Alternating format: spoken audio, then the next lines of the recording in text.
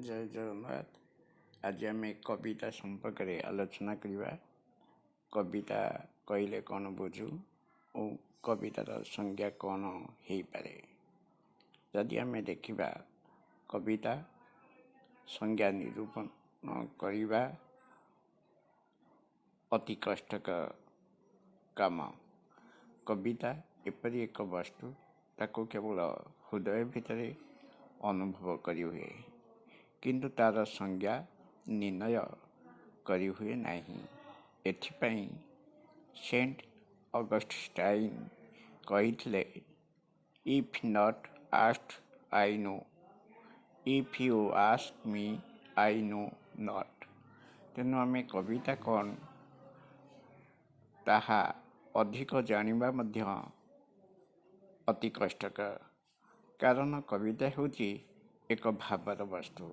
सबु भाव को और भाषार बंधनी भितर बांधि हुए नहीं।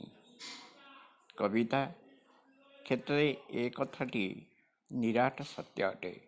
कविता भावर वस्तु होइथिबारु समस्तଙ୍କ ठारे ताहा समान भाव उद्रेक करे नाही। एइथि जोगु कविता तो जेते संज्ञा निरूपण होइछि बा जो माने कविता संपर्के कहउछंती ताहा सब व्यक्तिगत सेमानक विचार और सेमानक चिंतन और सेमानक भावना। तेणु संक्षेप एतिकी कहिहब, कवितार से भली किछि स्वतंत्र संज्ञा निरूपण करिबा संभव नुहे बा कहिबा मध्य ठीक नुहे। ताहा अनुभव कथा। से अनुभव को नहीं प्रत्येक कवि सेमानक कविता लिखि आछंती। कवि मनमुग्धकर